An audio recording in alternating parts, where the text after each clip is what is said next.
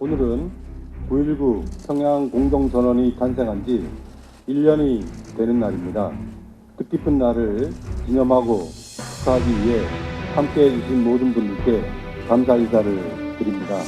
북미 간 하노이 회담 이후 격착 상황이 있지만 대화의 불씨는 꺼지지 않았습니다.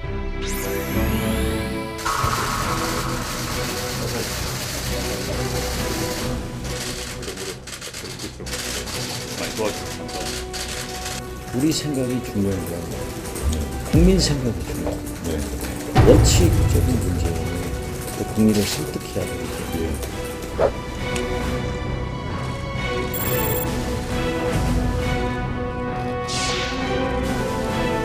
기다리고만 있을 때가 아닌 것 같습니다. 자유한국당은 금명간 조국의 법무부 장관 직무집행정지 가처분 신청을 내는 것을 검토하고 제출하도록 하겠습니다. 여기입니다. 뭐야 이거? 발자국입니다. 이거 언제 발견했어요? 예, 아침에 제가 발견했습니다. 1986년부터 1991년 사이에 발생한 화성 연쇄살인 사건의 당시 수사 기록과 증거물을 보관하면서 사실관계 확인 절차를 진행해 왔습니다. 3건의 현장 증거물에서 검출된 DNA와 일치하는 대상자가 있다는 통보를 받고 수사 중에 있습니다.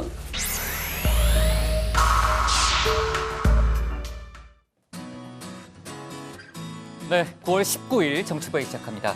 고반장, 조금 전에 영상에서도 봤지만요. 정말 최악의 미제 사건으로 꼽혀온 화성 연쇄살인 사건의 유력한 용의자가 확인됐잖아요.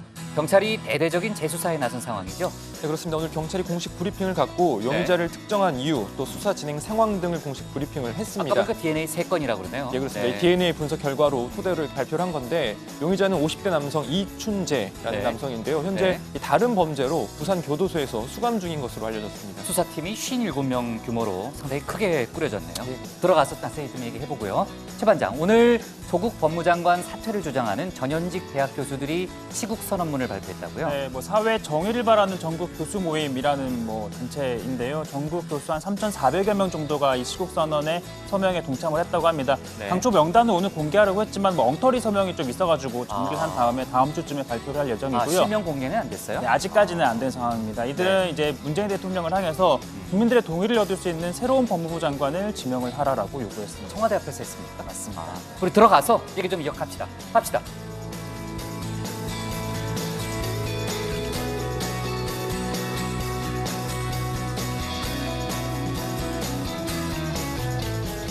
네, 반장들 자리에 앉았으면 정치보회를 시작하죠.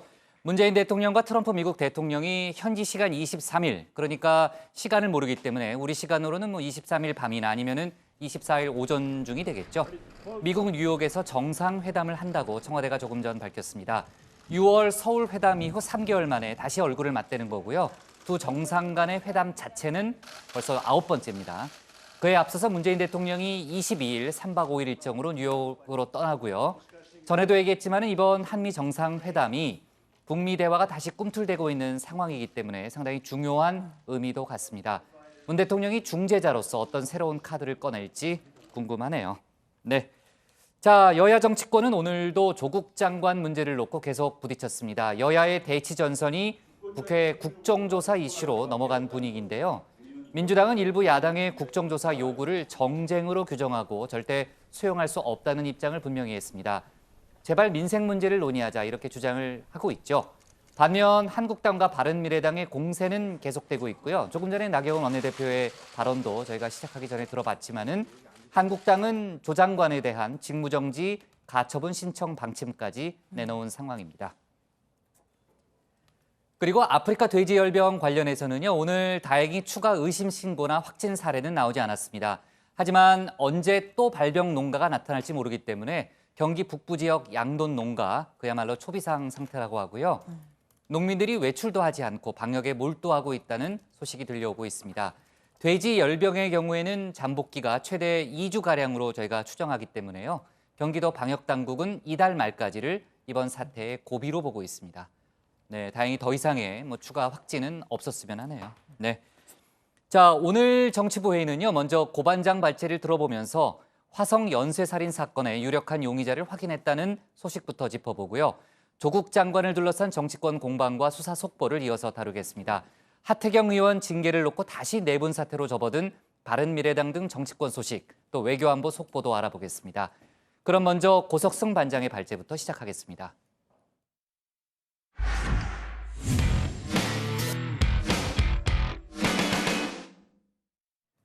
수십 년간 미제 사건으로 남아있던 화성 연쇄살인 사건의 유력한 용의자가 확인됐습니다. 용의자는 50대 남성 이춘재로 현재 다른 사건으로 부산교도소에 수감 중인 상황입니다. 경찰은 용의자 DNA가 현재까지 모두 3건의 증거물에서 검출된 DNA와 일치한다고 밝혔습니다. 하지만 용의자 이 씨는 범행을 부인하고 있는 걸로 전해졌는데요. 경찰은 대규모 수사본부를 꾸려서 이번 수사를 본격적으로 재개했습니다. 오늘 고반장 발제에서 관련 속보 내용을 자세히 전해드리겠습니다.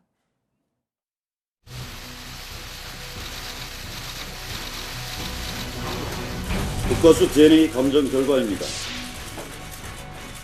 현재까지 3건의 현장 증거물에서 검출된 DNA와 일치하는 대상자가 있다는 통보를 받고 수사 중에 있습니다.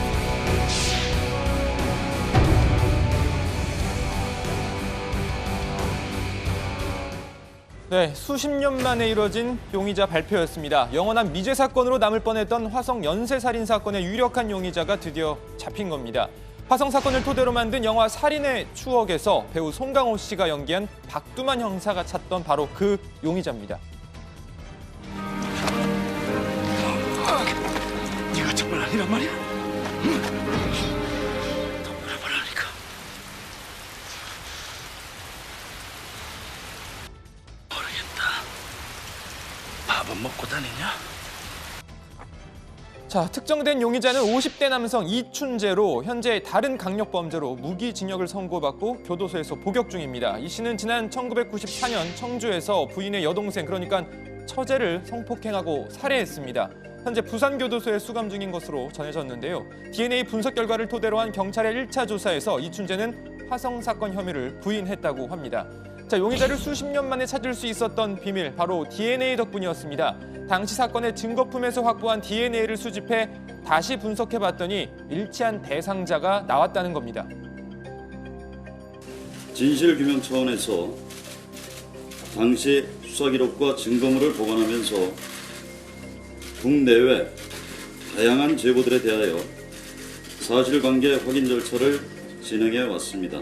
특히 DNA 분석 기술 발달로 사건 발생 당시에는 DNA가 검출되지 않았지만 오랜 기간이 지난 후에도 제 감정에서 DNA가 검출된 사례가 있다는 점에 착안하여 금년 7월 15일 현장 증거물 일부를 국과수에 DNA 감정 의뢰하였습니다. 네, 현재 이 씨의 DNA는 5번째, 7번째, 9번째 사건에서 나온 증거품 DNA와 일치하는 것으로 알려졌는데요. 경찰은 다른 사건 DNA와의 대조 작업 등도 계속 이어갈 방침입니다. 앞으로도 국과수와 협조하여 DNA 감정을 지속적으로 진행할 예정이며 수사기록 정밀 분석 및 사건 관계자, 당시 수사팀 관계자 등에 대한 조사 등을 통해 대상자와 화성 연쇄살인 사건과의 관련성을 철저히 수사할 예정입니다.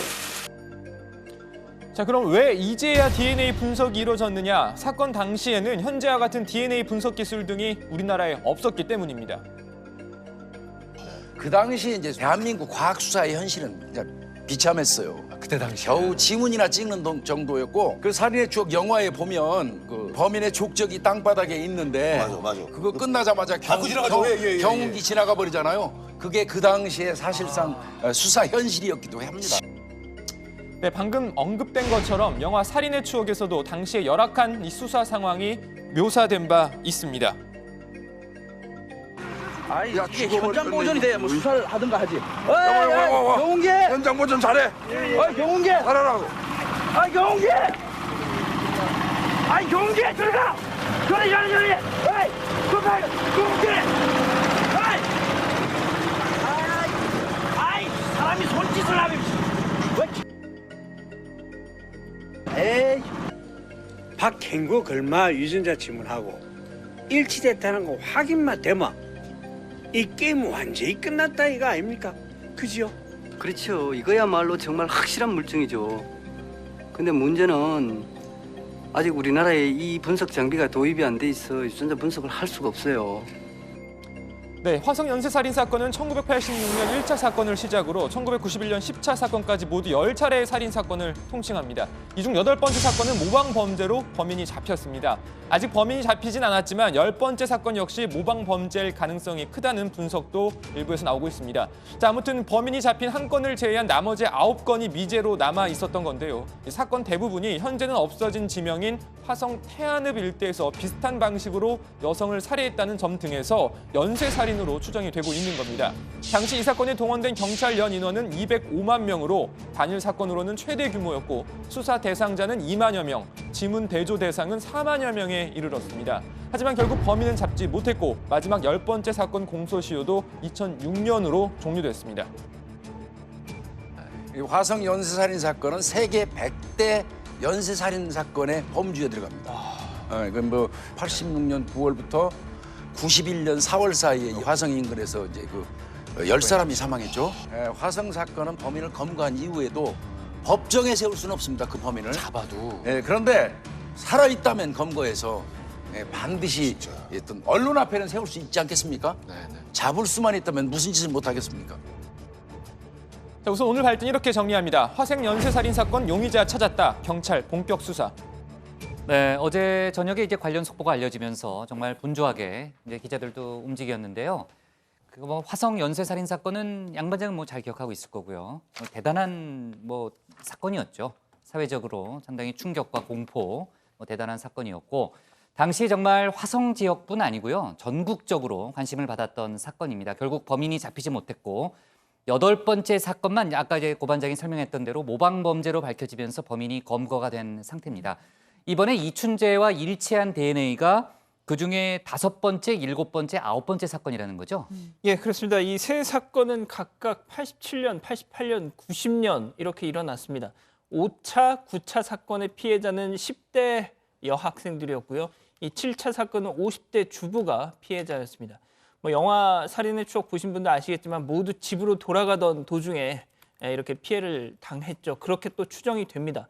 이 세 사건 이 증거품에서 나온 DNA와 이춘재의 DNA가 일치한다라는 거죠, 지금.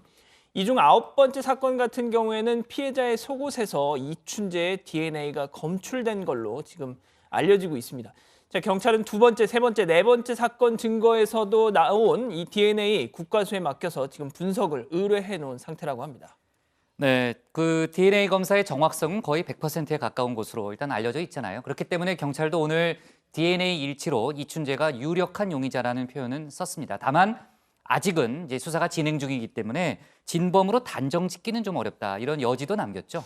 네, 그렇습니다. 경찰은 오늘 발표에서도 조심스러운 입장임을 거듭 밝혔습니다. 아직 기초 수사 단계이기 때문에 진범으로 단정 지을 수는 없다는 거죠. 이번 DNA 일치 부분과 관련해서도 경찰은 DNA 일치는 수사의 단서라면서 수사 기록을 검토하고 당시 수사 관계자를 만나는 등 종합적으로 검토해 진실을 규명하겠다고 밝혔습니다.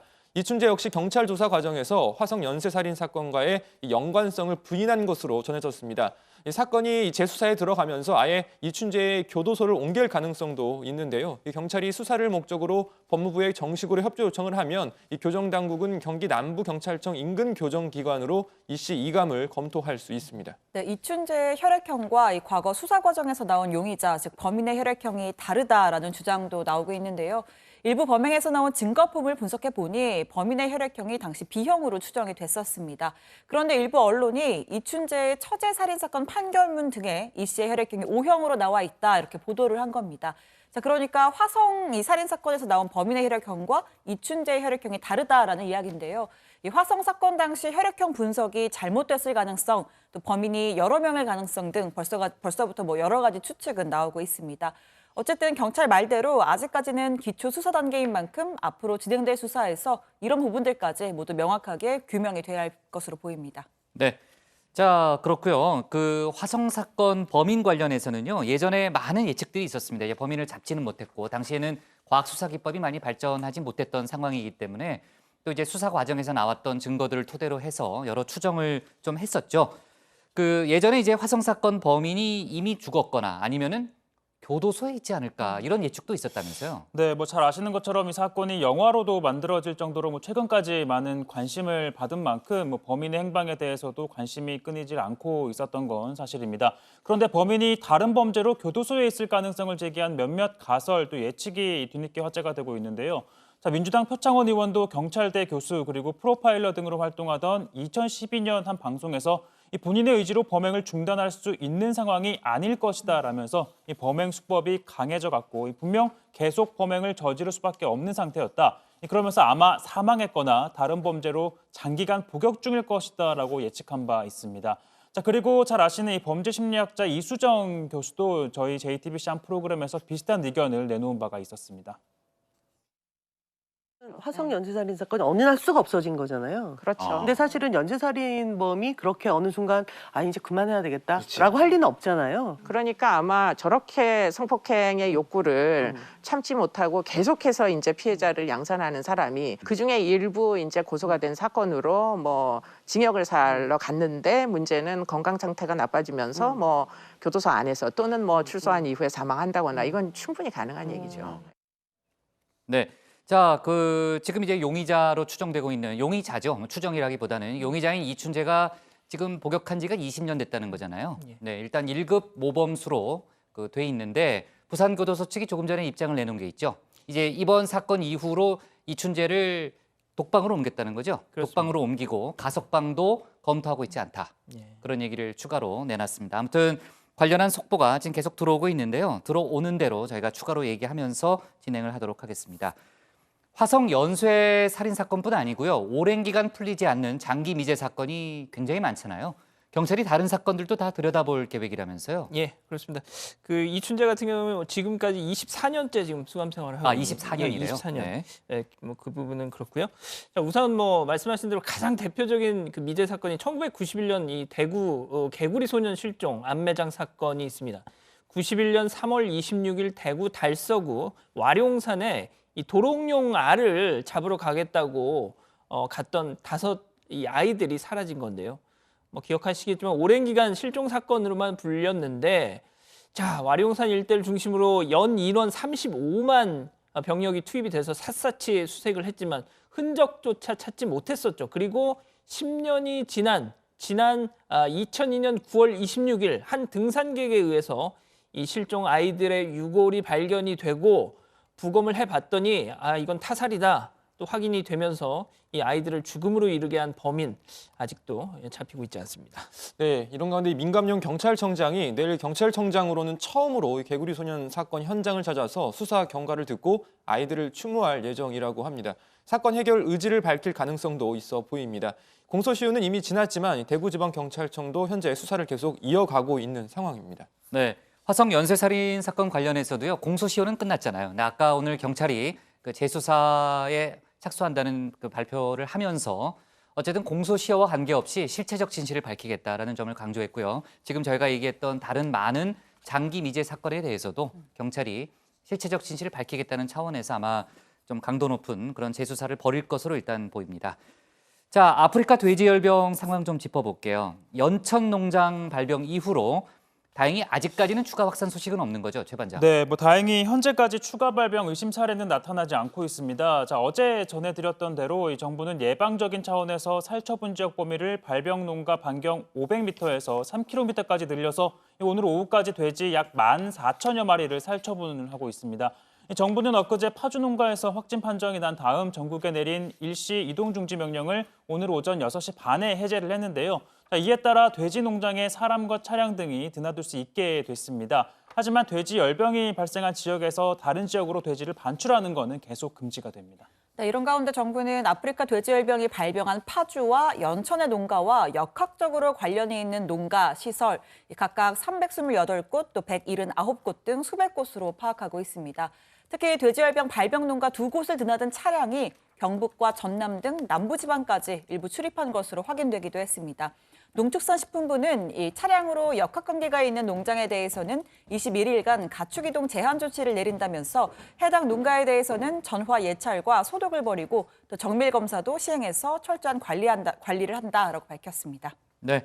자, 그리고 이거 좀 다른 얘기지만요. 지금 이제 계속 들어오는 속보를 보니까 지금 17호 태풍 타파가 한반도를 향해서 빠르게 올라오고 있다고 하네요. 태풍으로 발달했다고 하고요. 내일부터 영향권에 들어설 것 같다. 지금 최대 500mm의 물폭탄이 쏟아질 가능성도 있고 특히 한반도 동쪽, 동남쪽에 피해가 우려된다는 그런 기상청의 예보가 계속해서 나오고 있습니다.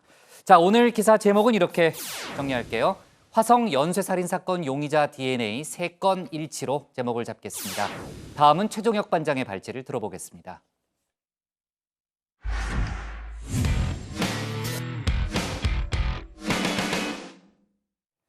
검찰은 조국 장관 가족의 사모펀드 투자 의혹 관련해서 구속된 조 장관의 오촌 조카가 횡령한 돈 가운데 10억 원 정경심 교수에게 흘러간 것으로 포착하고 수사를 벌이고 있습니다. 조금 이제 어법이 안 맞는 것 같은데요. 또 정 교수의 총장 표창장 위조 의혹에 대해서는 객관적인 물증을 확보했다며 혐의 입증에도 자신감을 보이고 있습니다. 이런 가운데 조 장관은 사흘 연속 국회를 찾아서 각 당 지도부들을 만났고 빠른 시일 내에 검찰개혁에 성과를 내겠다고 강조했습니다. 오늘 최 반장 발제에서 관련 속보 내용을 자세히 짚어보겠습니다. 네, 먼저 사모펀드와 관련한 새로운 의혹입니다. 구속된 조국 장관의 오촌 조카 조범동 씨, 이 코링크 PE가 투자한 WFM에서 13억 원을 빼낸 혐의 받고 있습니다. 검찰은 이 가운데 10억 원이 정경심 교수에게 전달된 정황을 포착했는데요. 자, 일단 검찰이 의심하고 있는 건 지금 설명해드릴 이 대목입니다. 자, 2015년 말 정경심 교수가 조범동 씨 측에 5억 원을 보냅니다. 자, 그리고 2016년 2월 코링크 설립 자금으로 이 돈이 쓰인 것으로 알려지고 있죠. 자, 그리고 7개월이 지난 다음 코링크의 새로운 주식을 사겠다는 계약서에 정경심이라는 이름이 등장합니다. 보시는 것처럼 도장도 이렇게 찍혀 있고요. 자, 청문회에서 공개가 됐던 정경심 교수의 것과 동일해 보입니다. 자, 정 교수는 주식 500주를 5억 원에 사겠다고 당시 계약을 했는데 자, 설립 초기부터 코링크를 알고 있었던 것으로 보이지만 그동안 이 같은 입장이었죠. 먼저 저는 코링크라는 이름 자체를 이번에 알게 되었고요. 사모펀드라는 것이 잘 뭔지도 모르는 사람입니다. 동시에 제 처도 전문 투자자가 아닙니다. 자, 일단 당시 계약서를 쓰긴 했지만 이 정경심 교수가 실제 주식을 사지는 않았습니다. 자, 그런데 그 다음에 2월이 되던 날 이 정 교수의 동생 정모 씨가 누나의 계약과 동일한 5억 원어치의 주식을 삽니다.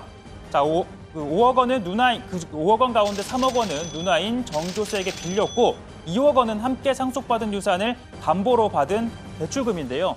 그러니까 사실상 이 정경심 교수의 돈이라는 겁니다. 자, 이때 또 동생인 정 씨는 5억 원으로 250주를 삽니다. 그 다른 그 주주들은 주당 1만 원에 샀는데 제 처남은 주당 200만 원에 샀는 걸 확인했습니다. 저도 매우 의아스럽습니다. 왜 이렇게 되었을까? 왜 제 작은 처남은 200만 원에 샀을까에 대해서 정말 궁금합니다.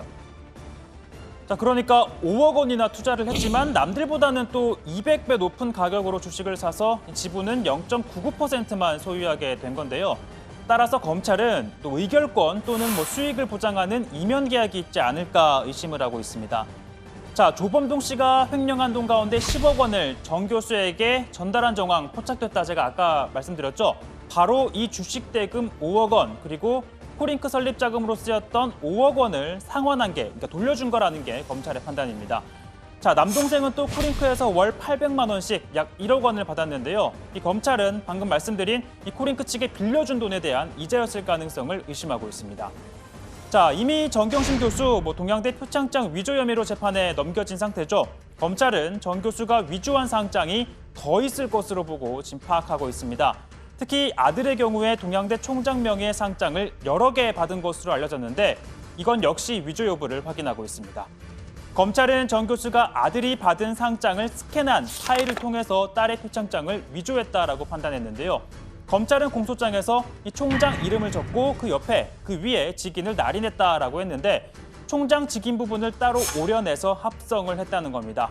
자, 일각에선 이 지점에서 의문을 제기하는데요. 자, 박지원 의원이 공개한 표창장을 토대로 한번 살펴보겠습니다. 동양대 총장 최성해 그리고 해자 위에 직인이 이렇게 찍혀 있죠. 자, 오려낸 파일을 이 해자 위에 붙였다라는 건데, 자, 그런데 이렇게 하면 글자 위에 덮여져 버리니까 이 해자가 상식적으로 보이지 않게 됩니다. 따라서 직인 파일을 투명하게 보이도록 해서 밑에 있는 글자가 보이는 기술이 필요한데 과연 정경심 교수가 이걸 할 수 있었겠냐는 겁니다. 자, 물론 직인 파일이 찍힌 해자 그 자체를 오려냈을 가능성도 있어 보입니다. 자, 그리고 또 하나 의문이 가는 점, 보시는 것처럼 표창장 좌측 하단에는 은박 재질의 이 대학교 로고가 박혀 있었는데요. 스캔 작업으로 또 컬러 프린터로 이 은박의 광택을 살릴 수 있냐라는 의문이 제기가 됩니다. 자, 이 같은 의문에 대해 검찰 궁금해하는 부분이 뭔지 알고 있다. 자, 그에 대한 자료도 검찰이 확보를 했고 위조를 뒷받침할 객관적인 자료를 확보했다라고 자신감을 내비쳤는데 재판이 시작되면 법정에서 설명하겠다라고 밝혔습니다. 자, 검찰은 표창장에 기재된 봉사 프로그램 활동 내용도 거짓으로 판단했다라고 밝혔는데 자, 앞서 민주당 김종민 의원, 이 정 교수가 재직하기도 전인 2010년으로 이 기간이 기재된 건 오기, 그러니까 실수라고 봐야 한다라고 했죠. 그러면서 위조가 사실이라면 이렇게 말했습니다. 동양대학교 표창장이 위조됐으면 당연히 법무부 장관 못하죠. 제가 그것이 확인되게 되면 여러 가지 큰 문제가 발생할 거라고 생각합니다. 법적 책임 져야 되겠죠. 이게 위조됐으면 청문회 할 필요도 없죠. 그리고 이거는 다툴 필요가 없어요. 한 가지라도 이게 이 한국당의 주장이 사실이면 저는 후보자가 장관 되는데 동의하기가 좀 어려울 것 같아요. 한국당한테 되게 유리한 룰입니다. 제가 제안할게요. 저 중에 한 가지라도 사실임을 증명해 주시면 제가 조국 후보 반대하겠습니다. 자, 이런 가운데 조국 장관 사흘째 국회를 찾아 각 정당 지도부와 법사위원 등을 만나 취임 인사 이어가고 있습니다. 자, 오늘은 민주평화당 정동영 대표와 조배숙 원내대표 잇따라 예방했고요. 또 평화당을 탈당한 박지원 의원도 찾아 검찰 개혁을 다짐했습니다. 어떤 김대중 대통령도 성공하지 못했고 김영삼 대통령 이후에 개혁, 사법개혁을 다 약속했지만 이루지 못했는데 이번에는 문재인 정부에서 특히 우리 조국 장관께서 완성했으면 언제나 바람이 변치 않고 있습니다. 감사합니다. 업무에 충실해서 빠른 시간 내에 성과를 내고 국민 여러분께 저도 대표님 포함해서 국회의원님들께 지금 제가 하고자 하는 일들을 보여드리고 그렇게 하고자 합니다. 네, 오늘 발제 이렇게 정리합니다. 정경심 코링크 지분 매입 시도, 조카는 10억 원 건넨 정황 포착입니다. 네, 조금 전에도 영상에서 봤지만요. 조국 법무장관이 국회를 오늘도 찾았어요. 여야 지도부들을 예방했습니다. 오늘이 사흘째죠. 사흘 연속 국회를 찾았는데 오늘은 민주평화당 정동영 대표 그리고 조배숙 원내대표를 만났습니다. 정동영 대표 같은 경우에는 사실 굉장히 비판적인 입장을 그동안 보여왔잖아요. 근데 오늘은 좀 분위기가 그렇게 나쁘진 않았죠. 그렇습니다. 일단 정동영 대표의 그 발언을 소개해드리면 조국 장관에게 도덕적, 법률적 책임 문제와 별개로 조국 장관이 엄청난 사회적 형벌을 받고 있다. 정신적으로 힘들 것 같다. 이렇게 약간 위로 섞인 얘기를 했습니다. 그러면서 국민들은 조 장관이 말해온 원칙, 상식이 본인에게도 적용되길 바라는 마음이다. 이렇게 또 얘기를 했습니다. 자, 그러자 조 장관, 이유를 불문하고 제 부족함, 불찰에 대해서 많은 폐를 끼친 것 같다. 사회적 형벌은 마땅히 감내해야 한다. 이렇게 답을 했습니다. 다만 이 조배숙 원내대표 얘기는 좀 달랐습니다. 검찰 개혁을 위해서는 조국 장관이 자리에서 물러나는 게 바람직하다. 이렇게 지적했는데요. 한번 들어보시죠. 역대에 장관 임명에 있어서 이런 사례가 없잖아요. 그렇습니다. 아주 이전 정권에서는 상상하지도 못한 그런 유례 없는 초유의 사태거든요. 이 사법개혁이나 검찰개혁이 과연 신뢰가 굉장히 중요한데 이게 제대로 성공적으로 할 수가 있을까? 장관님께서 좀 용단을 내리시는 게 이 사태의 어떤 용단을 내리시는 게 가장 그 어떤 순리에 맞는 그런 해결책이 아닌가 이렇게 생각도 했습니다. 대표님께 우려 심려를 끼쳐드려서 제가 너무 죄송하고요. 어떻게 이걸 풀어내야 할지 저도 고민이 깊고요. 마음이 무겁습니다. 오늘 주신 말씀 제가 새기면서 고민을 계속하겠습니다. 자, 지금 보신 저 모두 발언이 끝나고 이제 취재진이 나가고 비공개 면담을 가졌는데, 자, 조배수 원내대표에 따르면 조국 장관은 앞서 보신 그 사퇴 요구에 대해서 검찰 수사 상황이 어떻게 될지 모르는데 혼자 결정할 문제가 아니고 임명권자와 상의해서 입장을 정하겠다 이런 말을 했다고 합니다. 네. 자, 조국 법무장관은 검경 수사권 조정, 이거는 이제 국회 패스트트랙으로 지정이 돼 있고요. 또 여야의 협의가 필요한 사안이잖아요. 그러니까 국회 법안 처리가 필요한 사안은 지금 당장 조국 장관이 드라이브를 걸기 어렵지만은 법무부가 자체적으로 할 수 있는 검찰 개혁은 서두르겠다는 그런 입장이잖아요. 이번에 오늘도 밝힌 내용에 따르면은 법무부 탈검찰화에 속도를 내겠다는 그런 입장인 거죠. 네, 어제 민주당과의 법무부 당정 협의에서 조국 장관은 이 법무부 탈검찰화 방안을 검찰개혁 추진 지원단의 과제로 보고했습니다. 핵심으로는 검사장급 검찰 간부가 맡아오던 법무부 검찰국장과 기획조정실장을 비검사로 채우겠다는 내용이었습니다. 두 자리 모두 요직인데요. 이 검찰 내 빅3로 불리는 이 검찰국장은 검찰 인사 예산 등을 담당하고 기조실장도 법무부 장차관을 보좌하면서 법무부 정책 등을 총괄하는 자리입니다. 대통령령에 따르면 기조실장은 검사 또는 고위공무원단에 속하는 일반직 공무원이 맡도록 돼 있어서 규정상 문제가 없지만 검찰국장은 검사로 보한다라고 돼 있기 때문에 법무부는 조만간 관련한 대통령령을 개정할 방침입니다. 네, 정말 검찰국장은 요직 중에 요직이죠. 네. 자, 이런 가운데요. 조국 장관이 내일 일선 검찰청을 찾아서 검사와 대화를 한다면서요. 네, 내일 의정부지검을 찾아서 일선 검사들 또 직원들을 만나서 자유롭게 의견을 청취할 예정이라고 합니다. 자, 이 같은 행보 노무현 전 대통령의 검사와의 대화를 떠올리게 하는데요. 노 전 대통령은 2003년 이 취임 직후에 전국 평검사와의 대화를 가졌었습니다. 지금 나오고 있는데 이 당시에 일부 검사가 고등학교를 졸업한 대통령에게 대학 학번을 물어보거나 또 검찰에 전화를 한 걸 두고 청탁 아니냐 이렇게 질문을 했었고 이때 노 전 대통령이 이쯤 되면 막가자는 거지요 이런 발언을 하기도 했었죠. 맞아요. 자, 이때 이 배석을 했었던 문재인 대통령 본인의 저서에 검사들의 태도가 목불인견이었다 이렇게 기록을 하기도 했습니다. 자, 조국 장관은 일부 검사들을 뽑아서 만나는 것이 아니라 일선 검찰청을 직접 찾는 방식을 택했고 다음 달에도 전국의 검찰청을 방문해서 검사들로부터 자유로운 의견을 듣는 자리를 만들 계획이라고 합니다. 네.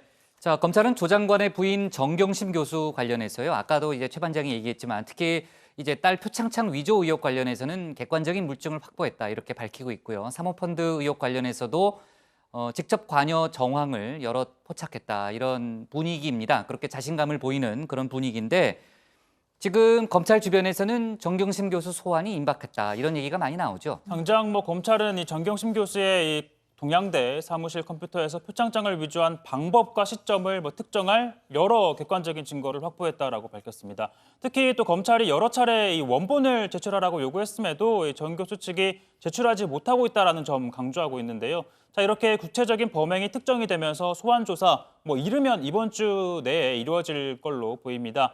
이 검찰은 지금 국민적 관심이 집중된 사건인 점을 고려해서 공개적으로 소환을 할지를 놓고 이 정 교수 측과 조율하는 것으로 알려지고 있는데요. 자, 일단 지금 정 교수 측에서는 정 교수의 건강 상태가 좋지 않다고 한 만큼 이를 고려해서 소환 시기 정할 걸로 보입니다. 자, 일단 현재 정 교수는 동양대 병원 진단서를 첨부해 휴직 신청서를 제출을 했는데요. 학교 측은 교원 인사회를 열고 휴직 처리 여부를 결정할 방침입니다. 자, 그런데 이런 상황에서 또 이 정경심 교수가 이 사모펀드 운영사가 인수했던 회사죠. WFM 주식 7억 5천만 원을 차명으로 사들였다 이런 의혹이 또 제기되고 있습니다. 자유한국당 주광덕 의원이 입수한 금융감독원 자료에 따르면 이 구속됐죠. 지금 조카 조범동 씨의 부인이 이 코링크로부터 주식을 6억 원어치를 샀다는 겁니다. 자, 정 교수의 동생 정모 씨가 일하는 보나미 시스템 서모 대표도 또 1억 5천만 원어치를 매수했는데 자, 주광덕 의원에 따르면 이것이 모두 정경심 교수의 차명 주식으로 의심된다 이렇게 주장을 하고 있습니다. 네, 검찰은 이 오촌 조카 조범동 씨가 WFM에서 빼낸 14억 원 중 10억 원을 정 교수에게 건넨 것이 이 투자금을 되돌려주려는 것 정황이 아닌지 의심을 하고 있습니다.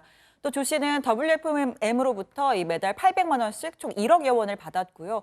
정 교수도 월 200만 원씩 7개월 동안 1,400만 원을 받은 사실이 확인이 된 상태입니다. 자, 정 교수는 영어교육 관련 자문료 명목이었고 동양대 겸직 신청서도 냈다, 신고했다라고 밝혔습니다. 하지만 이 한겨레 보도에 따르면 정 교수가 WFM 회의에 참석해서 매출 전표 등을 보고를 받고 매출이 왜 오르지 않느냐라는 등의 이 회사 운영과 관련한 지시를 한 것으로 알려져서 이 자문 이상의 역할을 한 것 아니냐라는 의혹이 제기되고 있습니다. 네. 자, 오늘 현직 대학 교수들이요, 청와대 분수대 앞에서 조국 장관의 교체를 요구하는 이른바 시국 선언문을 발표했죠. 네, 이름이 이 사회 정의를 바라는 전국 교수 모임인데요. 자, 이들은 대한민국의 사회 정의와 윤리가 무너지는 것을 목도하고 있다면서 문재인 대통령을 향해 사회 정의와 윤리를 세우고 국민적 동의를 받을 수 있는 새로운 사람을 법무부 장관으로 임명할 것을 요청한다라고 주장을 했습니다. 이들은 지난 18일 기준으로 전국 290개 대학 교수 3,396명이 시국선언에 참여했다라고 밝혔습니다. 조국 장관의 모교인 서울대가 179명으로 가장 많았고요. 연세대, 경북대, 고려대 등의 순위라고 합니다. 이 모임은 당초 참여한 교수들의 명단을 공개하려고 했지만 서명 사이트에 엉터리 이름이 다수 발견됐다면서 악의적, 조직적 테러 행위다라고 주장을 하기도 했습니다. 확인 과정을 거쳐서 다음 주로 발표 일정을 미뤘습니다. 대신 오늘 자발적으로 참여한 교수들이 직접 발언에 나섰습니다. 교수라는 직업은 모두가 딸 아들입니다. 자기 딸 아들을 불공정하게 끼워 넣는 일은 그 누군가의 딸 아들을 직접적으로 피해를 가하는 일입니다. 조국 장관은 모든 공직을 사퇴하고 교수직도 사임할 것을 촉구합니다. 어느 누가 자라나는 청소년들 보고 이 사회는 공정한 사회다. 너희들이 실력대로 하면은 어떤 일도 할 수 있다. 이렇게 말할 수 있겠습니까? 그거 하나만 보더라도 조국 교수는 장관으로서의 자격이 없습니다. 자, 그리고 오늘 저녁에는요, 서울대와 고려대, 연세대학교에서 각각 대학 캠퍼스 내에서 조국 장관 사퇴를 촉구하는 촛불 집회가 열릴 예정입니다. 자, 이들 세 개 대학이 같은 날 촛불 집회 여는 건 조 장관을 둘러싼 논란이 불거진 이후 처음인데요. 고려대와 연세대에서는 저녁 7시 각각 안암 캠퍼스 중앙광장과 신촌 캠퍼스 학생회관 앞에서 열리고요. 서울대는 저녁 8시 학생회관 앞 광장에서 열립니다. 세 학교의 집회는 모두 초학생의 주관이 아닌 일반 학생 그리고 졸업생의 주도로 진행이 됩니다. 네. 자, 검찰 조사가 이제 대체적으로 주변 조사는 마친 상태다 이런 얘기가 나오고 있고 정경심 교수 소환만 남은 걸로 일단 보이는데 속보가 들어올 가능성이 있으니까 잘 좀 챙겨봐야 되겠네요. 오늘 기사 제목은 이렇게 정리할게요. 조국, 내일 의정부 지검서 검사와의 대화로 제목을 잡겠습니다. 다음은 양원보 반장의 발제를 들어보겠습니다.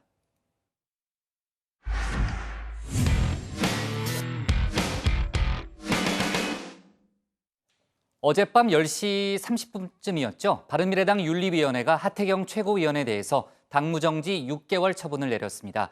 그러니까 최고위원으로서의 권한을 정지시킨 겁니다.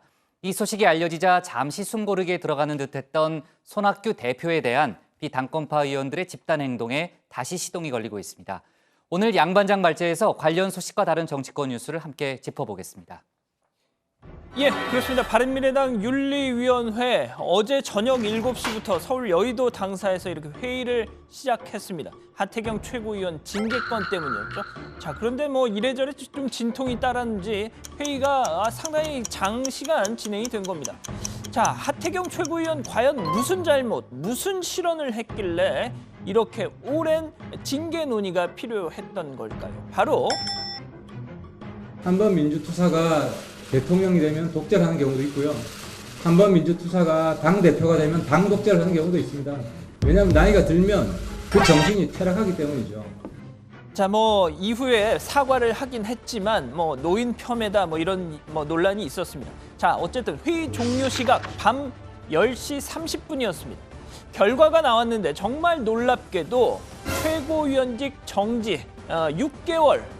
자, 같은 당이 아니라서 이걸 직접 비교하기는 좀 그렇지만 5.18 망언 징계를 받았던 김순례 최고위원이 석 달 징계였던 거 생각하면 이거 엄청 센 징계죠. 자, 몇 시간 뒤에 또 이렇게 날이 밝았습니다. 바로 오늘 아침 비당권파 주축의 원내대책회의 저렇게 열렸습니다. 보십시오. 오신환 원내대표 포함해서 당사자인 하태경 최고위원까지 표정 다 어둡습니다. 과연 무슨 말폭탄 쏟아냈을까요? 이렇게요. 착잡합니다. 권력이 뭔지 참 안타깝습니다. 국민들은 조국 잡으라는데 손 대표는 하태경 잡는 데 혈안입니다. 당을 손학규 사당으로 타락시키겠다는 것인데 결코 용납할 수 없는 일입니다. 손학규 대표가 망가져도 너무나 망가졌어요. 기본적인 민주주의 원리도 모르는 사람이. 자, 하지만 손학규 대표 뭐 그러든지 말든지 여전히 요지부동입니다. 자, 그런데 이상한 분위기 감지되고 있습니다. 손 대표 측 인사인 문병호 최고위원이 이 결정 직후에 SNS에 글을 올렸는데, 자, 이 시점에서 하태경 최고의 징계가 적절했는지 의문이다. 통합에 누가 되는 것은 해당 행위다. 비판을 한 겁니다. 자, 당권파 측에 서서히 균열 조짐이 보인다는 얘기도 나오고 있습니다. 지켜보죠. 자, 다음 소식입니다. 또 깎았습니다. 오늘도 깎았습니다. 현역 의원만 9명째입니다. 오늘은 모두 초선, 이 경북 지역 국회의원들 5명이 함께 삭발을 했습니다. 자, 한번 보시죠. 예, 국회 본관 계단 앞입니다. 왼쪽부터 이만희, 김석기, 최교일, 송석준, 장석춘 의원입니다. 자, 삭발식이 시작된 줄 알고 최교일 의원 머리를 밀기 시작하던 저분 갑자기 같이 해요. 같이 자, 아유, 천만다행입니다. 만약 이게 좀 더 진행이 된 상태에서 스톱이 됐더라면 최교일 의원만 좀 우스꽝스러운 모습이 될 뻔했는데, 자, 어쨌든 이번에는 나란히 삭발을 진행합니다. 글쎄요, 모르긴 몰라도 저 5명의 의원들 학창 시절 이후로 성인이 된 뒤로 저렇게 머리를 다 민 적이 있었을까 싶은데, 그래서 좀 착잡한 표정을 지어 보입니다. 문재인 대통령은 제정신이 아닌 것 같습니다. 문재인은 국민에게 무릎 꿇고 사과하고 조국을 즉시 파면하라. 자, 아마 또 모르긴 몰라도 내일이 되면 또 누가 삭발 이 대열에 나설지 모르겠습니다. 그런데요, 이렇게 계속되는 삭발 투쟁, 무슨 아이스버킷 챌린지 하듯이 릴레이로 이어지니까 당내에서도, 한국당 내에서도 이거 좀 희화화될 수 있다, 이런 우려가 나오고 있습니다. 자, 이 사진 한번 보시죠. 오늘 자유한국당 의원총회 나경원 원내대표가 연설하는 모습을, 자, 어제 삭발했던 심재철 의원이 바라보는 그 시선으로 저렇게 찍은 사진입니다. 자, 이 사진에 많은 네티즌들이 그렇다면 나경원 원내대표는 물음표 하는 식의 반응을 하고 있는 거죠. 자, 황교안 대표가 삭발을 할 때만 해도 어느 정도 상당히 긴장을 하면서 여론의 흐름을 예의주시했던 민주당, 자, 이렇게 한국당 의원들의 삭발이 계속되자 드디어 이 얘기를 하기 시작했습니다. 정치적 위기에 놓인 정치인들이 공천 눈도장을 찍기 위한 행위가 아닌지 의심까지 듭니다. 자, 다음 소식입니다. 어깨 수술 지금 받고 지금 서울 성모병원에 입원 중인 박근혜 전 대통령, 병원 입원비 엄청나게 나올 거다, 이런 소식 한 번쯤 들어보셨을 겁니다. 최대 3개월을 입원한다, 이렇게 가정을 하면 많게는 3억 원에서 적어도 1억 원대까지 나올 거다, 이런 얘기가 나오더라고요. 자, 전직 대통령 예우에 관한 법률에선 재직 도중에 탄핵을 당한, 그래서 퇴임한 경우에는 본인 그리고 가족의 치료, 수술비 지원받을 수 없도록 규정을 하고 있습니다. 자, 이 돈 박 전 대통령 자비 부담해야 한다는 얘기죠. 자, 그래서였을까요? 한국당 민경욱 의원 SNS에 만약 입원비가 그렇게나 나온다면 모금 운동을 벌여야 되겠다, 이렇게 하면 모금 제안을 한 겁니다. 자, 그러자 그 밑에 여러 댓글이 달렸는데 동참하겠다, 추진합시다, 이렇게 글이 이어서 달리더군요. 자, 그렇다면 박 전 대통령의 의중은 어떨까요? 지금 박 전 대통령을 접촉할 수 있는 정치권 인사 없는 걸로 알고 있는데요. 자, 하지만 우리 공화당은 달랐습니다. 조원진 공동대표, 박 전 대통령께서 말씀하시기를 이렇게요. 여러분들의 그 뜻을 받고 마음으로만 받겠다, 그렇게 말씀해 주셨습니다. 중단해 주실 것을 말씀을 드립니다. 물론 이 메시지를 조원진 대표가 직접 박 전 대통령을 문병 가서 들었던 건 아니고 지금 병원 측의 박 전 대통령 보호자로 이렇게 돼 있는 유영아 변호사가 전한 메시지라고 하더군요. 자, 오늘 준비한 소식은 여기까지입니다. 네, 하태경 의원에 대한 징계 이후에 바른미래당이 다시 심각한 내분 사태에 처했다는 얘기를 아까 양 반장이 했고요. 오늘 바른미래당이 긴급 의총을 열었습니다. 그 이후에 유승민 의원이 나오면서 그 얘기했던 여러 가지 얘기들이 좀 속보로 나왔는데요. 유승민 의원이 상당히 또 강경한 발언을 했군요. 손학규 대표가 정치를 이렇게 추하게 할지 몰랐다. 이제 추하다 이렇게 지적을 한 거고요.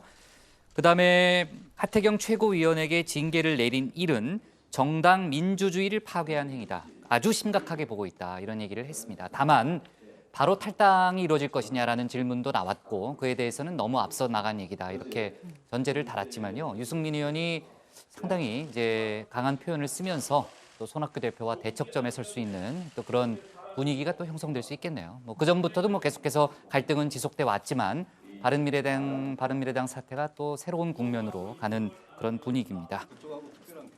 자, 비당권파들이 10월 중에 집단 탈당을 할 거다. 이런 얘기도 오늘 정치권 내에서 계속 돌고는 있습니다. 속보를 좀 지켜보고요. 아까 잠깐 얘기했지만요, 고 반장. 나경원 한국당 원내대표가요, 조국 법무장관에 대해서 법적 대응을 추가로 예고하고 나섰죠. 네, 나경원 원내대표 내일 중으로 조국 법무부 장관에 대해 직무집행 정지 가처분 신청을 검토하고 제출하겠다라고 말했습니다. 법무부가 검찰 예산과 인사를 틀어지는 기획조정실장과 검찰국장을 이른바 비검사 출신들로 채우겠다고 돌연 발표하는 등 온갖 권한 남용이 벌어지고 있다라고 하면서 이렇게 밝힌 건데요. 조국 장관이 일가에 대한 수사에서 셀프 공보준칙을 만들려다가 실패하니까 이제는 예산과 인사로 검찰의 목덜미를 잡으려 한다라고 주장을 하고 있는 겁니다. 더는 그의 파면을 기다릴 수 없다라고도 말했습니다. 네. 자, 그리고요. 나경원 원내대표가 민주당을 향해서는 국정조사 카드를 받으라고 압박을 하고 있잖아요. 어제 바른미래당과 함께 국정조사 요구서를 냈다는 저희가 속보를 전했는데 민주당은 절대로 받을 수 없다는 입장인 거죠? 네, 민주당 이인영 원내대표는 정쟁을 위한 국정조사는 단호히 반대한다라고 했습니다. 일단 논리적이지도 않다는 건데요. 자기들이 고발을 해서 검찰이 독립적으로 수사를 진행하는데 왜 다시 국회가 조사를 하겠다는 건지 이해할 수 없다라고 한 겁니다. 또 취임 전 장관의 가족사는 국정에 해당되지 않기 때문에 이를 갖고 국정조사를 하겠다는 건 어불성설이다라고도 했고요. 정기국회를 정쟁으로 뒤덮으려는 시도를 즉각 중단하고 민생국회를 만들자라고 촉구했습니다. 네, 어제 양 반장이 민주당 물갈이론, 지금 민주당 내에서 시끌시끌하다는 얘기를 소개를 했잖아요. 어제 이제 민주당도 그렇고 좀 이제 진화시키려는 그런 분위기도 있었는데 오늘 또 한 보도를 보니까 물갈이 규모가요. 최소 40명은 될 거다 이런 얘기가 있었죠. 네, 어제 유은혜 김현미 장관 불출마 보도가 맞아요. 나왔고 민주당이 사실무근이다 이렇게 하기도 본인들도 했었는데 입장을 내놓고 막 그랬었잖아요. 네, 그 보도들의 연장선상에 있는 이야기입니다. 불출마 또 물갈이를 포함해서 지난 16대 2000년 총선 이후 최대 규모의 인적 교체 작업을 단행할 거라는 이야기입니다. 자, 지금까지 친문계 핵심 인사 또 중진 의원들을 포함해서 약 15명 정도가 불출마를 확정했던 거고요. 특히 오는 11월 4일부터 현역 의원 최종 평가라는 게 시작이 되는데 여기서 추려질 하위 평가자 한 전체의 20% 정도, 한 26명 정도가 됩니다. 이 하위 평가자가 거의 물갈이 대상이 된다라고 보면 되는데 이렇게 되면 불출마까지 합쳐서 한 40명 정도가 교체가 된다는 겁니다. 그러면은 교체 비율이 30%가 조금 넘는 거잖아요. 그죠? 상당한 규모인데 또 추가적으로 불출마 선언이 나오는 것까지 감안한다면은 규모는 더 커질 수밖에 없는 거죠, 양 반장. 예, 그렇습니다.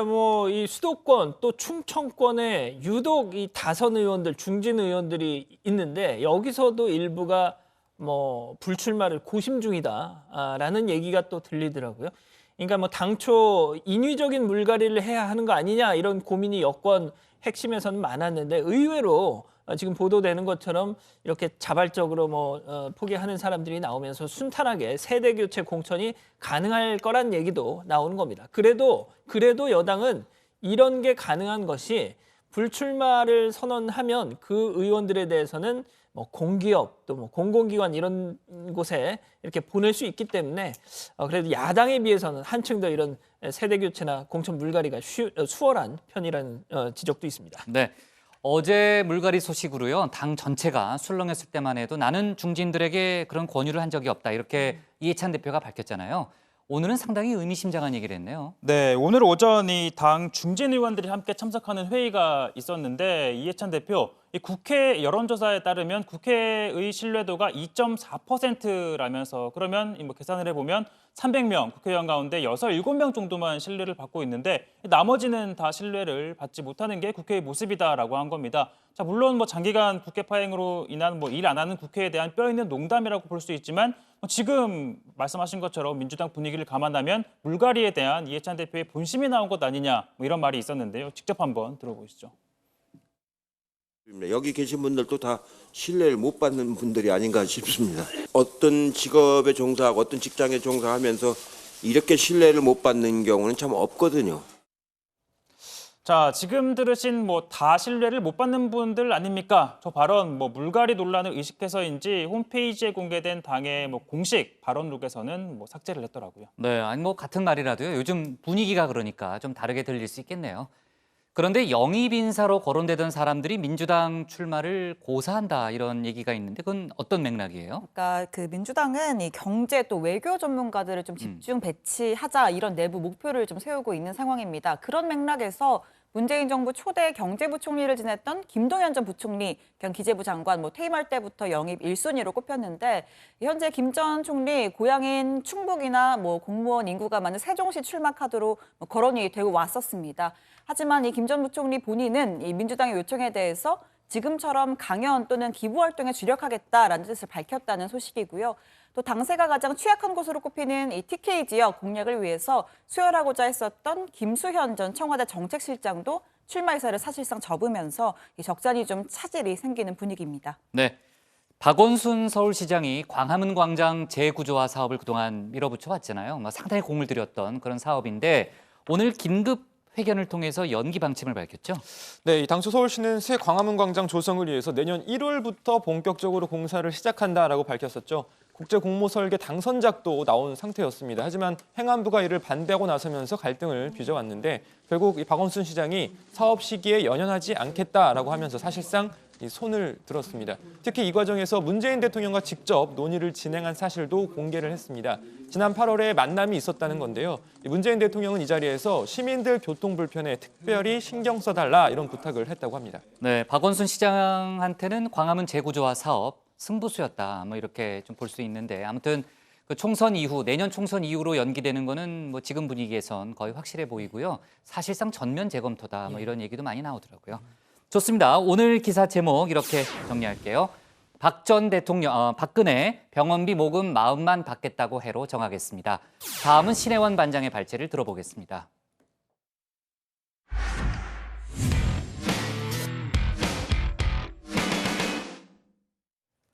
오늘은 9.19 평양 공동선언 1주년입니다. 청와대는 따로 메시지를 내지는 않았지만은 다음 주 있을 뉴욕 유엔 총회 연설 또 한미 정상회담을 통해서 북미 협상 재개에 적극적인 역할을 하겠다는 입장입니다.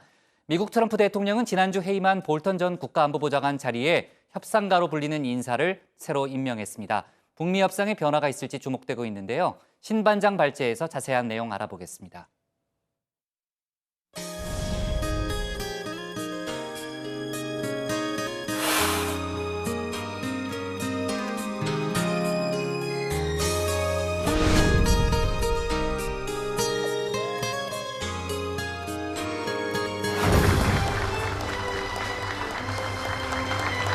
핵무기도 핵 위협도 없는 평화의 땅으로 남과 북은 처음으로 비핵화 방안도 합의했습니다.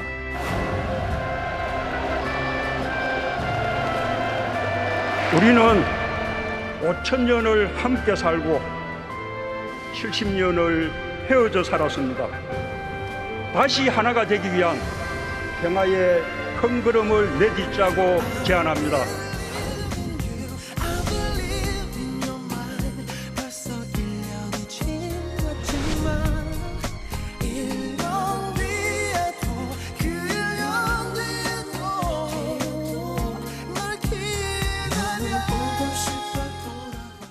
네, 벌써 1년입니다. 북한의 구체적인 비핵화 약속은 물론 숱한 명장면을 남긴 9.19 평양 공동선언이 오늘로 1주년을 맞았습니다. 나름 꾸준히 남북 대화를 취재해온 입장에서 중간 평가를 해보자면 글쎄요, 절반의 성공 또 절반의 아쉬움 이 정도로 표현할 수 있을 것 같습니다. 자, 9.19 선언에 담긴 내용은 실제로 일부 실현이 됐습니다. 지난해 11월엔 한강하구 공동이용을 위한 수로 조사에 나서서 이 남북 간 선박이 항해할 수 있는 물길을 찾는 데 힘을 합쳤고요. 또 지난해 12월 동서해선 남북 철도, 도로 연결 및 현대화 착공식이 진행됐습니다. 겨울철엔 인플루엔자 전염병 정보를 교환하기 위한 보건당국이 개성 공동연락사무소에서 만나는 일도 있었습니다. 자, 그런데 무엇보다 중요한 건 이거죠. 자, 남북 정상이 지켜보는 가운데 서명한 9.19 군사 합의에 따라 군사적 긴장 완화 조치도 속속 진행됐습니다.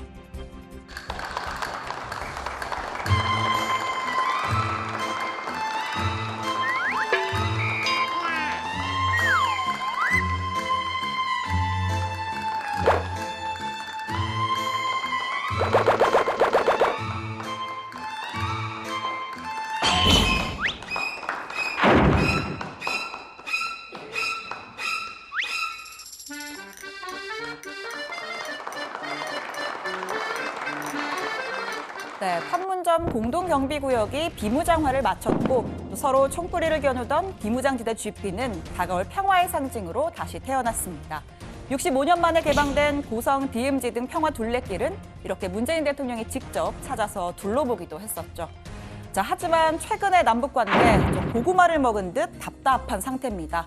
북미의 하노이 노딜 이후에 좀처럼 대화의 물꼬를 트지 못하고 있는데요. 북한은 한미의 연합훈련을 계속 문제 삼으면서 지난 5월부터 단거리 탄도미사일과 방사포 등 신형무기 개발과 시험 발사를 10차례나 강행했습니다. 북한의 다수 발사체 발사는 9.19 군사합의 취지에 어긋나는 것으로 매우 우려하고 있습니다. 북한이 한반도에서의 군사적 긴장을 고조시키는 행위를 중단할 것을 촉구합니다. 네, 이어 지난 6월에는요. 엎친 데 덮친 격으로 북한의 목선 삼척항 입항 사건이 발생합니다. 당시 군 당국의 경계 실패는 물론이고 사건을 은폐, 축소했다는 의혹까지 제기가 됐었죠. 정치권, 특히 보수 야권에서는 이 같은 사태의 근본 원인이 9.19 남북 군사합의에 있다면서 이를 폐기할 것을 요구하기도 했습니다. 대통령께서는 정치적으로 남북관계를 풀어간다고 하더라도 안보 최고 책임자인 국방부 장관은 군사적인 기본은 반드시 지켜야 하는 것인데 장관과 군 수뇌부가 대통령과 북한 눈치를 보면서 우왕좌왕하니까 국민들이 불안해하는 거 아닙니까? 제 진위와는 다르게 지금 알려져 있어서 굉장히 안타깝게 생각합니다. 평화의 의지를 미사일 도발로 표현한 나라도 있습니까? 70년 동안 갈등과 대립으로 이렇게 지내온 남북 간의 관계, 그것이 지금 4.27 판문점 선언 그리고 9.19 군사 합의를 통해 가지고 현재까지 이렇게 진행이 되어 오고 있습니다. 아니 그러니까 북한이 미사일을 발사했는데 그것이 평화와 어떤 연관성이 있냐 이거를 답변해 주세요. 그러니까 제가 조금 전에 설명드린 그런 부분이 담겨 있다는. 네, 오늘 9.19 선언 1주년 행사 당초에는 경기도 파주의 도라산역 일대에서 개최할 예정이었는데요. 아프리카 돼지 열병으로 인해서 접경 지역 14개 시군이 특별 관리 지역으로 묶이면서 대신 서울 삼청동의 남북 회담본부에서 열리게 됐습니다. 계획했던 것보다는 소박하게 열린 셈입니다. 김현철 통일부 장관, 대화의 불씨는 꺼지지 않았다면서 한반도의 완전한 비핵화와 항구적 평화 정책을 위해 끝까지 견인하겠다고 말했습니다. 우리 정부도 할 수 있는 모든 역할을 다하겠습니다. 북미 실무 협상에서 좋은 성과가 나올 수 있도록 미국 측과 긴밀히 협력하고 남북 간 대화 소통의 채널도 항상 열어두겠습니다. 네, 문 대통령과 청와대는 1주년 관련해 아무런 메시지를 내놓지 않았습니다. 다음 주 24일 유엔 총회 기조연설을 통해서 한반도 평화 관련 언급이 있을 테니 그걸 감안해달라는 설명인데요. 특히 북미 간 3차 정상회담을 위한 실무 협상을 앞둔 상황에서 괜한 변수를 만들지 않기 위한 뜻으로도 풀이가 됩니다. 자, 미국 트럼프 대통령 지난주 대북 강경파 볼턴 보좌관을 전격 해임했습니다. 그리고 그 자리에 국무부에서 인질 문제 담당 특사로 활동하던 로버트 오브라이언을 임명했습니다. 이 북한에 억류됐던 미국인 대학생 오토 원비어의 석방 과정에도 역할을 했고요. 트럼프 대통령과 사사건건 충돌했던 볼턴 전 보좌관과는 다른 친절한 협상가 스타일로 알려져 있습니다. 자, 항상 트럼프 대통령 뒤에 서 있던 볼턴 보좌관과 달리 이렇게 옆자리에 딱 세우고 기자들에게 인사를 시키는 모습도 인상적이었습니다. Robert O'Brien, who, as you know, is the new National Security Advisor. He's worked with me for quite a while now on hostages, and we've had a tremendous track record with respect to hostages. Robert can tell you about it, but we brought a lot of people back home, and we haven't spent any money. So, I think we have a very good chemistry together, and I think we're going to have a great relationship. He is a very talented man. Look, it's a privilege to serve with the president, and we look forward to another year and a half of peace through strength. We've had tremendous foreign policy successes under President Trump's leadership. I expect those to continue. 네, 오브라이언 보좌관 그간 국무부 소속으로 활동해서 소위 폼페이오 라인이기 때문에 폼페이오 장관의 영향력도 더 커질 거란 전망이 나오고 있습니다. 오늘 청와대 발제 이렇게 정리합니다. 9.19 평양 공동선언 1주년, 비핵화 평화정착 끝까지 견인입니다. 네, 화성 연쇄살인 사건 관련해서는 제가 계속 속보를 챙기고 있는데 아직까지 뭐 결정적인 속보들은 아니고요. 몇 개 이제 추가로 들어온 소식들을 좀 얘기해 보자면은 민주당 이해찬 대표가 오늘 이정옥 여성가족부 장관을 국회에서 만난 자리에서 공소시효와 관련한 얘기를 했습니다. 왜냐하면은 아까도 얘기했지만 화성 연쇄살인 사건 같은 경우에는 공소시효가 끝났기 때문에 법적으로 처벌하는 건 불가능하잖아요. 이해찬 대표가 아동 성폭력 등 반인륜적이고 피해자에게 큰 상처를 주는 범죄에 대해서는 공소시효 적용을 배제하는 것을 다시 한번 검토해봐야 할 때가 됐다 이런 얘기를 했습니다. 물론 당장 이렇게 이루어질 수 있는 사안은 아니지만 국회 차원에서 논의가 좀 본격화될 수 있는 그런 발언으로 해석이 되고요. 그리고 수사 관련해서는 언론 인터뷰도 많이 했던 분이죠. 당시 사건, 예전에 사건을 수사했던 수사팀장이 경찰복을 벗은 지 13년 만에 수사팀에 합류할 가능성이 높다 이런 보도가 나왔습니다. 그러니까 예전에 수사팀장이었던 하승균 전 총경이죠. 이 이제 수사팀에 들어올 가능성이 높다는 경기청 관계자의 발언이 있었습니다. 이거는 확인되면요. 내일 추가로 얘기를 해보겠습니다.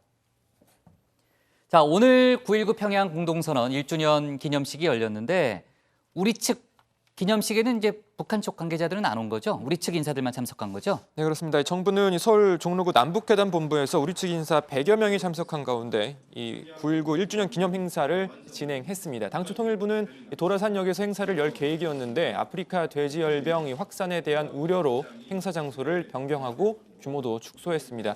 김현철 통일부 장관은 최근 어려워진 남북관계를 해결하기 위해서는 북미 간 소통을 촉진해야 한다라고 강조했고요. 이 북미 실무 협상과 관련해서 정부도 할 수 있는 모든 역할을 다하겠다라고 하면서 미국 측과 긴밀히 협력하고 남북 간 대화, 이 소통의 채널도 항상 열어두겠다라고 밝혔습니다. 청와대가 오늘 별도의 메시지를 내지는 않았는데 아마 다음 주 유엔 총회에서 대통령이 연설을 하기 때문이겠죠? 네, 고민정 청와대 대변인 설명이 있었는데요. 이 문 대통령이 오는 24일에 유엔 총회 기조 연설을 통해서 한 번 더 평화에 대해 이야기를 할 것이라면서 그 점을 감안해달라 이렇게 설명을 했습니다.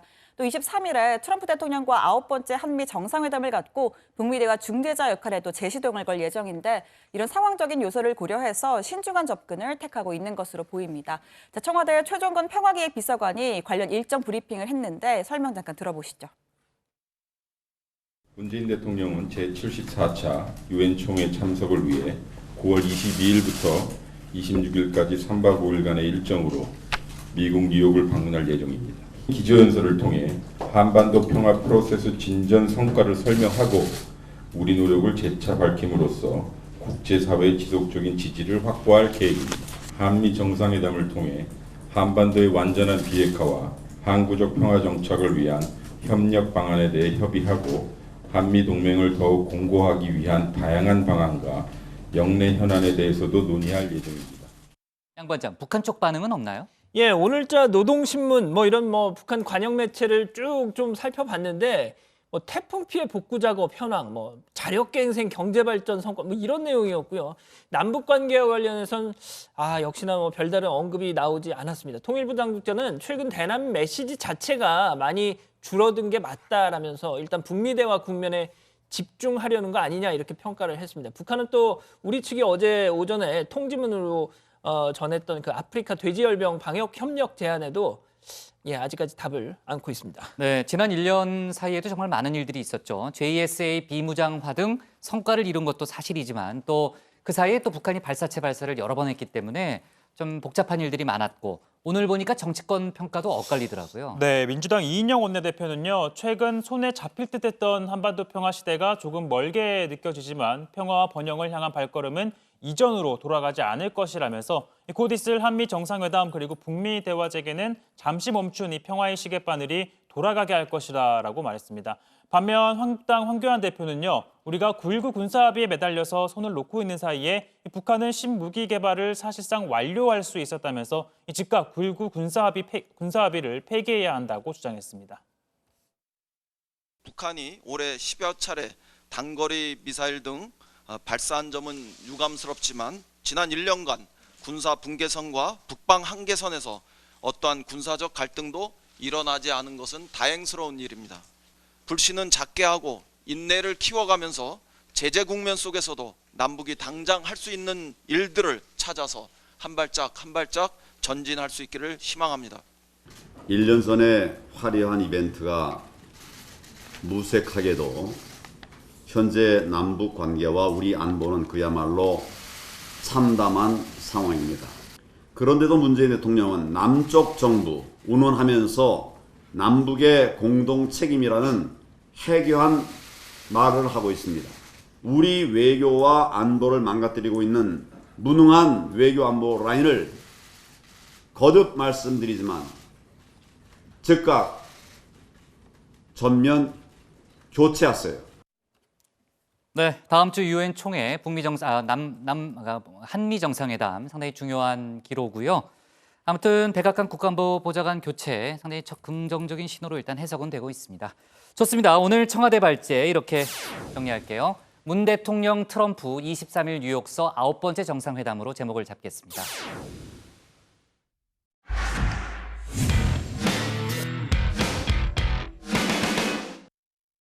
네, 미리 보는 내일 복국장의 60초 프리뷰 시작합니다. 아까 잠깐 얘기했는데요. 조국 법무장관이 내일 의정부지검을 방문해서 검사 또 직원들과 대화를 갖습니다. 어떤 대화가 오가는지 내일 저희 회의 때 자세히 소개하겠습니다. 화성 연쇄살인 사건과 함께 국내 3대 미제 사건으로 꼽히는 대구 개구리 소년 실종 안매장 사건 유골 현장을 내일 경찰청장이 찾는다는 소식을 아까 전했죠. 현직 경찰청장으로서는 첫 방문이라는데 경찰의 재수사가 본격화될 것으로 점쳐지고 있습니다. 강경화 외교부 장관이 내일 경기도 평택 미군 기지를 처음 방문해서 장병들과 오찬 간담회도 갖습니다. 에이브럼스 주한미군 사령관도 만나는데 방위비 분담금 협상이나 주한미군 기지 발안 문제가 논의될 가능성이 있습니다. 내일 대외경제장관회의도 열리는데 세계무역기구 WTO 개발도상국 지위를 포기할지 여부가 논의됩니다. 관계부처 장관들이 모여서 이 문제를 논의하는 건 처음이죠. 그리고 대정부 투쟁 강도를 높이고 있는 자유한국당은 내일은 부산에서 대규모 촛불 집회를 열 예정입니다. 이번 집회에는 바른미래당도 함께 참여한다고 합니다. 태풍이 올라오고 있다는 소식도 있는데 속보 있으면 내일 전하겠습니다. 오늘 정치부에는 여기까지고요. 저희는 내일 오후 5시 10분에 다시 찾아뵙겠습니다. 네, 수고했습니다. 고생하셨습니다. 60초 넘은 것 같은데 오늘. 120초 하신 거예요. 오늘 좀 길게 한 것 같아요. 하다 보니까. 그러니까요. 네.